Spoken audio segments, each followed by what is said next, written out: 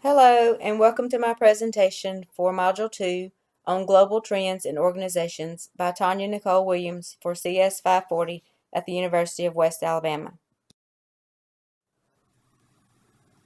Global Trends in Organizations.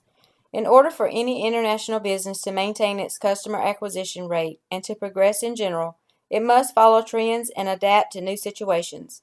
There are new gadgets, online tools, apps, and platforms that help businesses around the world alter their approach, cut costs, and also advertise.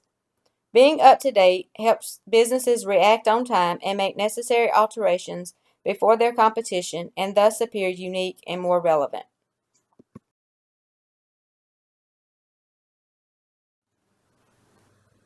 Current global trends.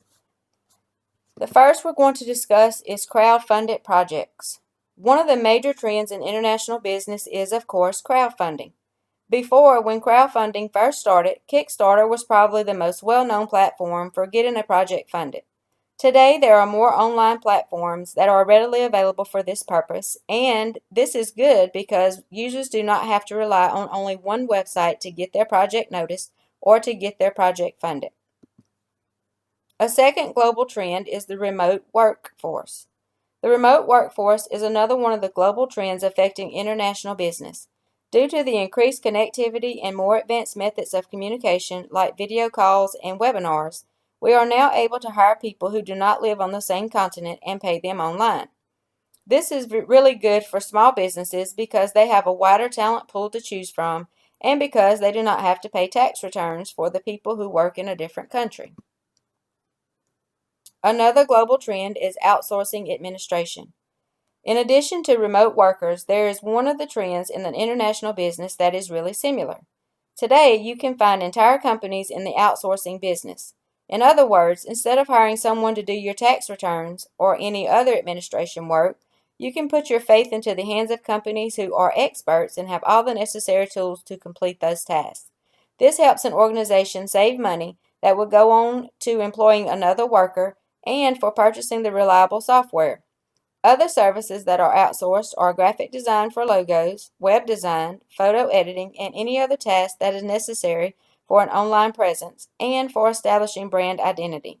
In other words, there are so many demands and global trends affecting international business that helps businesses stay relevant, but there are also budget-friendly solutions. Another global trend is training through e-learning. Hiring qualified people or professionals is also one of the issues that small business owners encounter. In order to expand, businesses need capable people, but employing a whole new team of professionals is not something that comes cheap. As far as current trends in international businesses go, other businesses can opt to find eager candidates who are willing to learn and use e-learning solutions that help them train their staff in an efficient and quick manner. The reason why e-learning is gaining so much popularity is that it gives its course attendants more flexibility in terms of attendance. Another global trend is advertising via live videos. Social media networks have added a new feature called live video stream, which many people love to use since it is quite engaging. This allows companies to advertise in a way that gives the users the so-called in-the-moment experience, which makes them feel more included.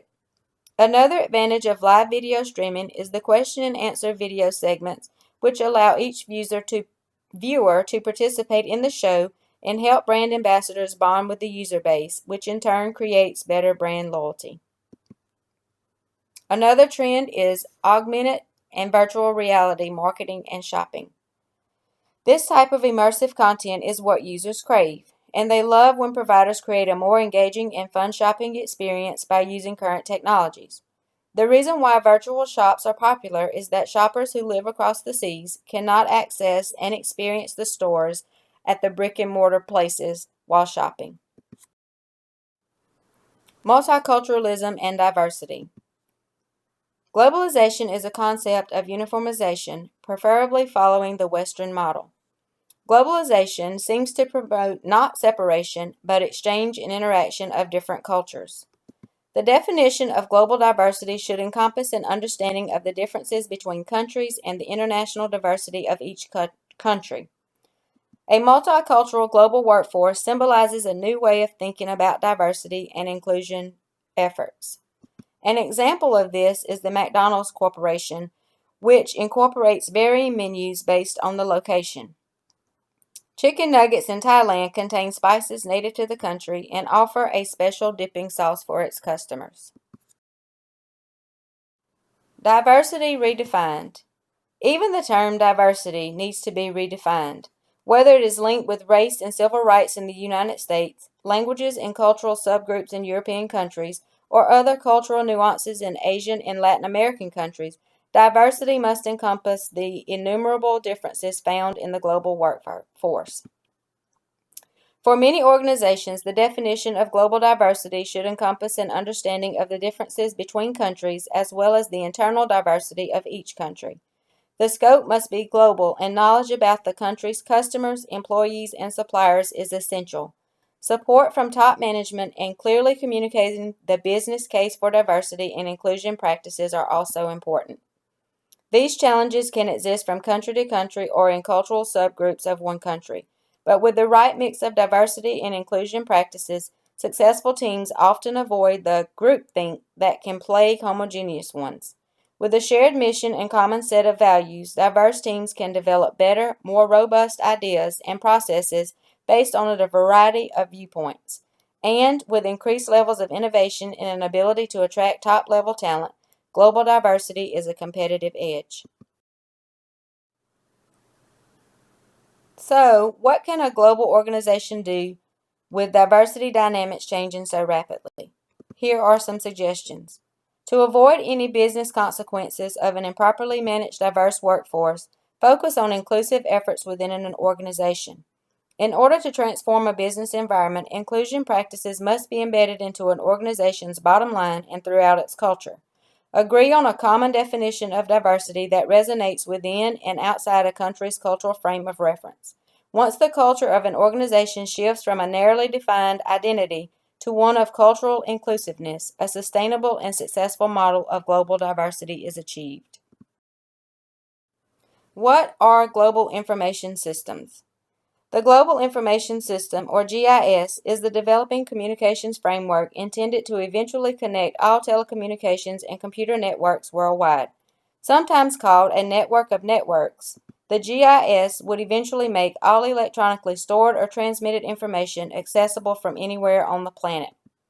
Before taking on global systems, project managers must conduct a proper process analysis and educate top management as well as end users. In today's globalized business environment, firms must learn to manage increasingly complex networks of subsidiaries, customers, and suppliers. Information systems support this effort by providing supply chain information, facilitating communication among supply chain partners, and managers' decisions when coordinating these networks.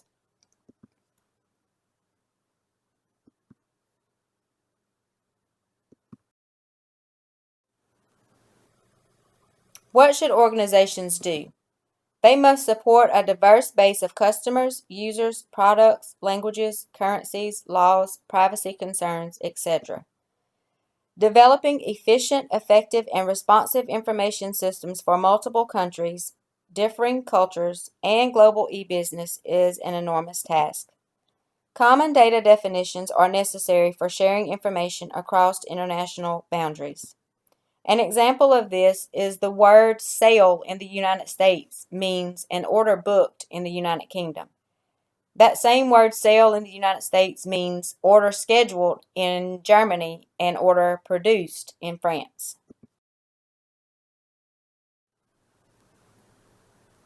What factors must a leader consider when working in areas with reduced infrastructures? The Internet is considered the de facto global information infrastructure right now. However, for the global information system to evolve as envisioned, either the Internet or its successor must deal with challenging issues such as security, privacy, hardware and software compatibility, translation, rights to information, and identity management. They also must deal with digital rights management, competition, and governments. Over 50 countries across the world are working independently or collaboratively to resolve these issues. There are also other barriers to implementing an effective global strategy, and they include management of overall costs, risk of political instability, and exchange rates risks.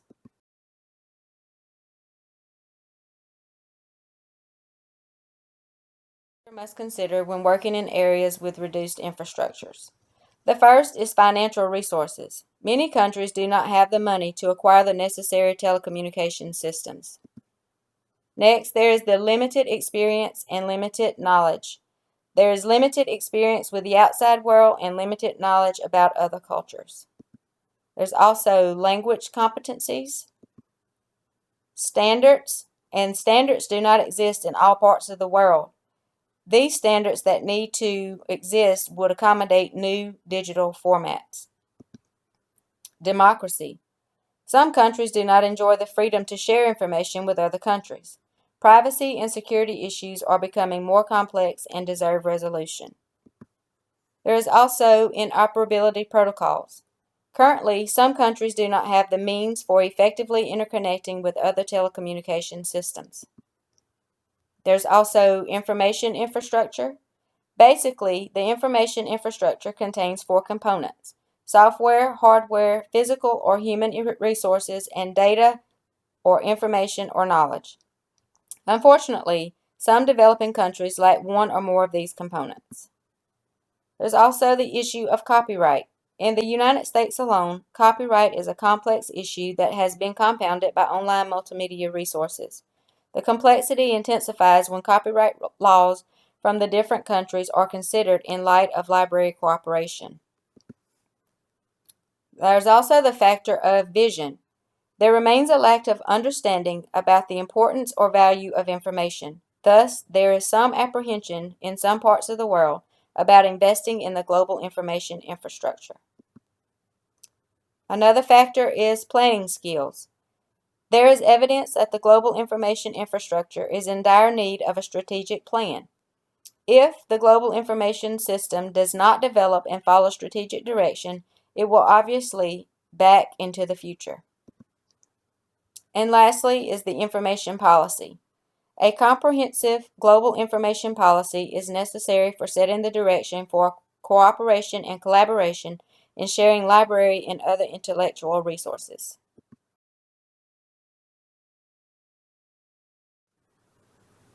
What are the benefits of a global marketplace? There are several.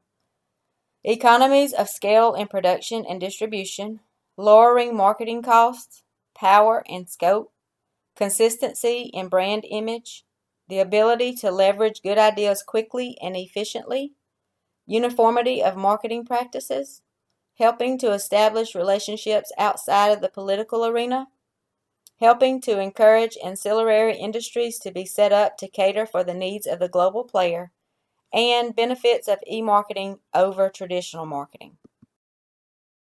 I hope you've enjoyed my presentation this week, and here are the references that I used to create this PowerPoint.